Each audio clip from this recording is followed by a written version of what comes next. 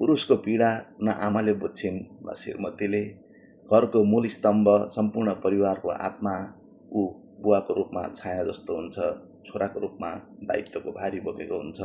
न केवल बुवा बन्न पाउँछ न केवल छोरो, किनभने ऊ सधैँ दुई पुस्ता बीच पुल भएर उभिन बाध्य हुन्छ।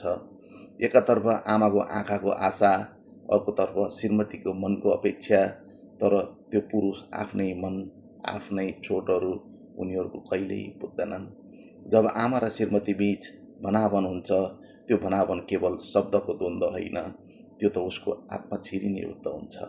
आमाको पक्ष लियो भने श्रीमती भन्छे, तपाईँ कहिल्यै मेरो साथ दिनुहुन्न। श्रीमतीको पक्ष लियो भने आमा भन्छन्, छोरो त बिहे गरेपछि पराई भइस्। अनि त्यो पुरुष ऊ लाज, पीडा र व्यवस्था बोकेर मौन हुन्छ। कसैको आँखामा आँसु नहोस् भनेर आफ्नै आँखाभरि आँसु लुकाउन बाध्य हुन्छ। न त ऊ पुरै आमाको हुन्छ न त ऊ पुरै श्रीमतीको हुन्छ। ऊ त केवल परिस्थितिको बीचमा अड्किएको एउटा मध्यमार्गी पात्र मात्रै हुन्छ, जो दिनरात आफन्तहरू बीच सन्तुलन मिलाउने प्रयास गरिरहन्छ। तर त्यो प्रयास कहिल्यै सराहना पाउँदैन, त्यसको माया कहिल्यै देखिँदैन र त्यसको पीडा कहिल्यै सुनिँदैन।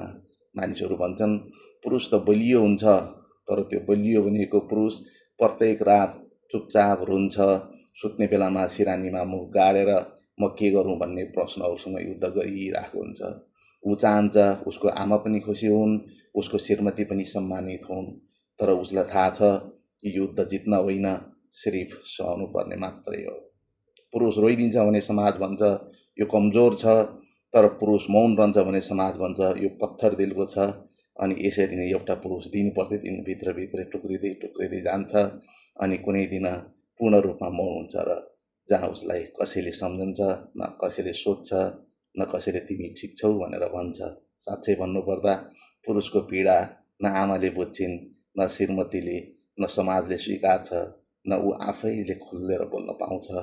त्यसैले कहिल्यै कसैलाई हेरेर नबुझ्ने यो पुरुषको मौनता शब्दहरूमा नभए पनि समझदारी र माया मार्फत महसुस गराइदिनु होला, किनभने ऊ हरेक दिन आफूलाई बोलेर तपाईहरूलाई सम्झिरहेको हुन्छ।